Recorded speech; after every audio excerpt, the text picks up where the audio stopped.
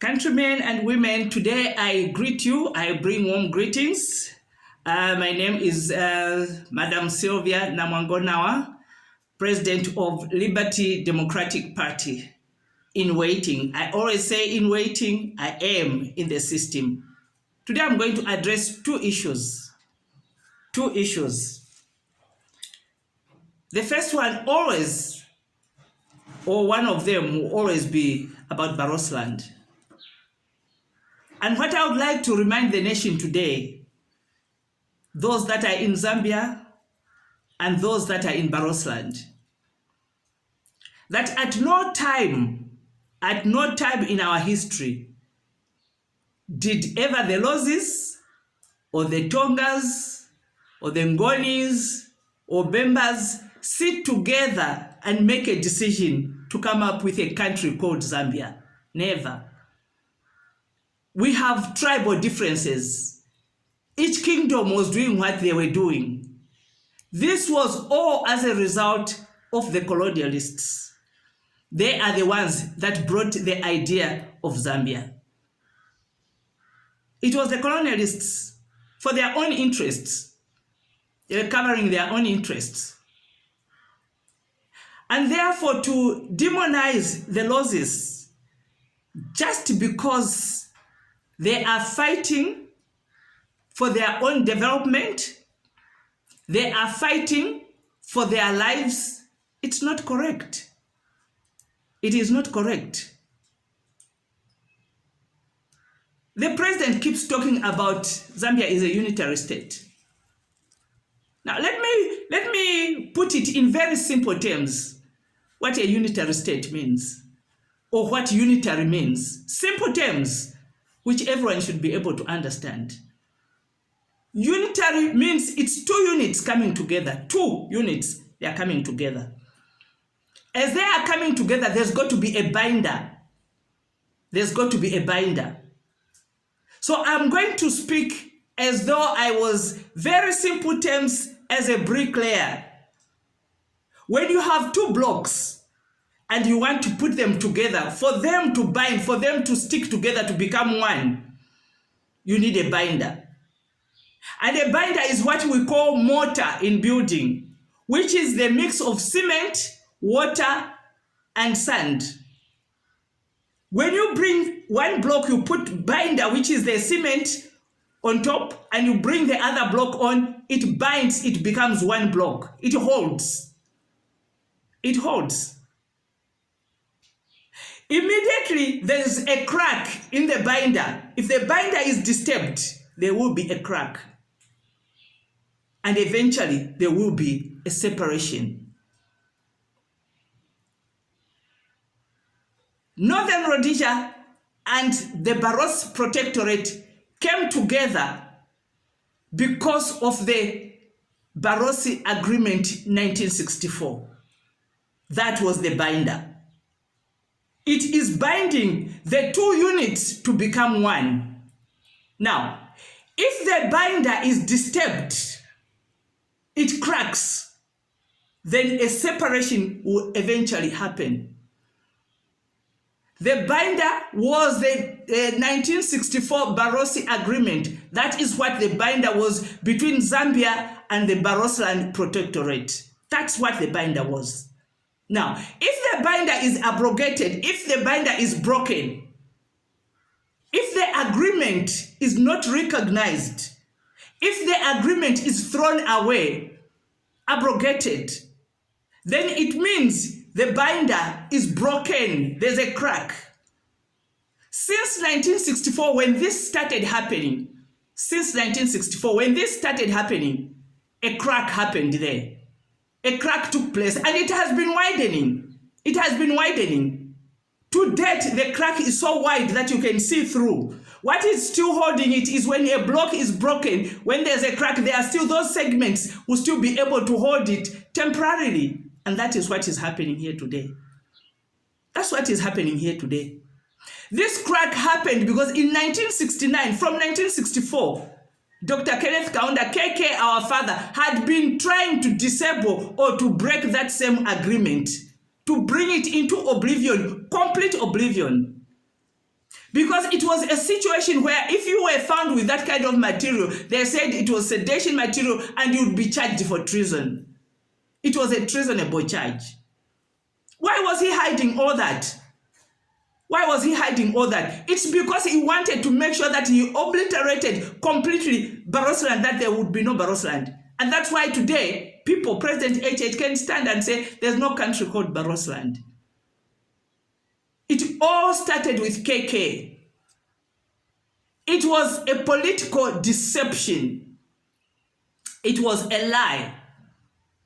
When the referendum couldn't hold, we were young, but we were saying those things. When the referendum couldn't hold, he took it to Parliament. He was controlling Parliament. He was president. So what do you think the outcome would have been? Obviously, he won it. He won it. Completely broke it. Removed it from the constitution. No more agreement. So if there is no agreement, the binder is not there, then it means that the two entities are separate. This is simple language, simple English. Then it means the two entities are separate. Let's not try to complicate issues. Let's not try to complicate issues.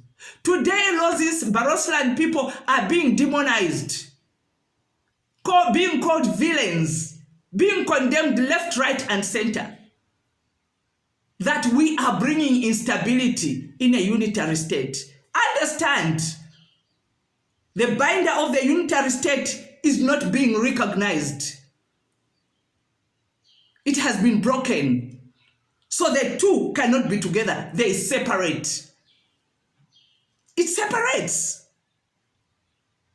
You can think that you are with somebody, even in a home, where there is no understanding, where there is no communication, where you are not in agreement. You cannot come to a point where you are in agreement. You can be in one home, yet you are living separate lives. You can be in one home, yet you are complete two people, two different people. That's what has been happening here. And it has been ignored, but it has been growing. It has not stopped at all. This lie started in Parliament. It started in Parliament. It was deception and it was a lie to do away with the Barotseland Agreement. In Parliament, Parliament is the highest legislative body. If we start our country, it means that the foundation of this nation was started on a lie, on deception, meaning that the spirit of deception and lies is the one that is very prevalent and prominent in Parliament. That's what is going on there. But we are not going to allow that anymore. Today is the day that that lie is killed and sent back to hell. Because today, I rebuke that lie. I rebuke that foul spirit of deception. And I command it to get out of Parliament in the name of Jesus. And it shall stay out of Parliament back to hell where it came from, in the name of Jesus. And I decree and declare honesty in Parliament. No more lies. This is a Christian nation. It was declared a Christian nation, and it should be respected as such. It should be respected as such. No more deception. Lozi people, Barotseland people, they are the victims, yet we are being condemned. We are victims of a political deception. We are victims of that. A unitary state cannot hold if the agreement is not honored. It cannot hold, Mr. President. Be the president that puts this matter to rest.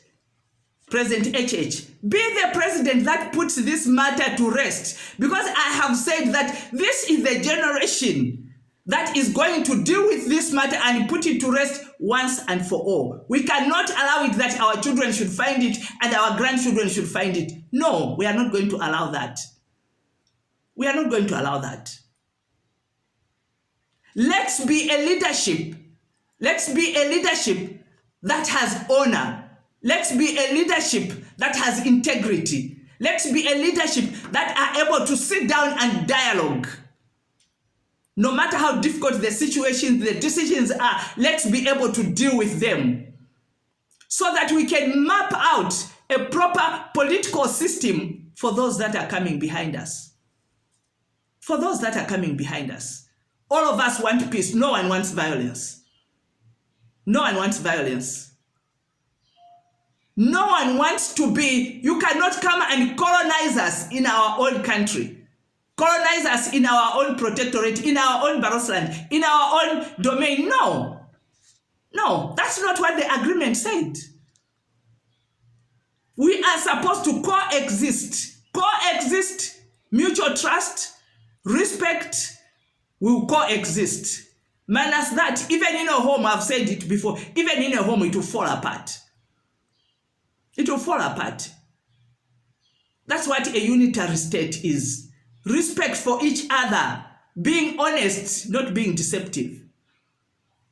Let's dialogue. Let's come to a table and talk and find a way forward. A way forward for Zambia, a way forward for Barotseland, a way forward for the unitary state can only happen if we dialogue, not otherwise. Not otherwise. When you look at the losses, we've supported every president that has sat in that presidential chair in Zambia. We have supported them. Starting from KK himself, we supported him. May his soul rest in peace. It came to President Chiluba, we supported him. May his soul rest in peace. President Mwanawasa, we supported him. May his soul rest in peace. President Banda, Rupia Banda, we supported him. But he later turned against us and people died because of an instruction that came from him. Yet we supported him. Came to President Sata, we supported him. He even told us, he even said, when I become president, vote for me and I'm going to deal with this issue. What did he do? He turned it into a joke. He turned it into a joke. Yet we supported him. President Lungu, indirectly we supported him because he came from President Sata. There's no president that the Lozi people have not faithfully and honestly supported. Yet at the end of the day, we are sabotaged. We are deceived all the time. We had our hope in President HH. We were happy. We were happy, we were smiling, we were laughing. And we said, this is it. But just at Inchwala, President HH reiterated his stance on a unitary state and said, I am going to follow the steps of KK and follow the steps of all those presidents that came before me. Well, that deception, to stand on deception, well, we've just broken that spirit. So that is not going to hold anymore. We are a Christian nation. It's no wonder Zambia is not going anywhere. It's no wonder we are not progressing. Even economically, even development-wise, we are not progressing. You know why? Because there was a lie. The foundation of this nation was on a lie, on deception. That is why we have not moved forward. But today we have broken that spirit. We thank God for revelation knowledge. Today we have broken that spirit. We cannot grow if we are on a lie. If our foundation is on a lie, even a marriage that is founded on a lie, from its foundation, it doesn't stand, it will break. But now we have dealt with that spirit. We have dealt with it. Mr. President, be the president that puts this matter to rest. Be that president. And now I'll talk about the mines. Last week on Friday, Honorable Msokotwane is standing in Parliament and he says, we have now come to the end. We are handing over the mine, Kansanshi mine, to an investor. To an investor. When he was standing there, I was thinking he was going to say, we are now, the Zambian government is taking over that mine so that we can run it as our own entity, so that we can be in control. Only to be told we are still handing over to an investor. Why? Why should we keep giving our mines, our minerals to investors, to people, to foreigners, to come and keep fleecing us of the resources that God has given us to live on? Why? This is one of the things that I thought Bali would fix. But instead, Bali, you are now fixing us. You are fixing the miners. I don't understand. From 1964 to the time of when President Chiluba dissolved the mines and started privatizing everything, we were running the mines. So why is it that we are failing to run a mine? An entire country, after all these years, why are we failing? The mines we have, the infrastructure we have, the equipment we have, the human capital we have, the engineers we have. So what is the problem? Honorable Msokotwane, what is the problem? Why are you handing the mine back to foreigners? You are the Minister for Finance and Planning. What is your plan for the mines? Every time there's a new administration, miners are laid off. Miners are laid off. Why? These are human beings who've got families. These are men who've got families, who've got wives to look after, who have parents to look after. These are men who pay tithe in church. You lay them off every time you are changing and the administration changes. Miners are laid off. Why? Honorable Msokotwane, you've been involved in mines from 2008. You have. But you have some policies which we do not understand, especially when it comes to the taxations of the mines, where you remove windfall taxes. You removed it in 2022. It was at 10%. You removed it. You didn't remove it completely, but you reduced it to 3%. In 2008, you reduced it from 6% to 0.6%. Why? That is our foreign exchange earner. That is our money. Why should somebody just come in and do what they are doing and get away with our money? In laws, we call it kubinguta. Nobody can come in your lake or part of your river and just fish there. And when they are finished fishing, they walk away. No, they pay a tax. Kikubinguta, that's what we call it in laws. It's very real. It's also biblical. It says, it's talking about give to Caesar what belongs to Caesar. Give to Caesar what belongs to Caesar.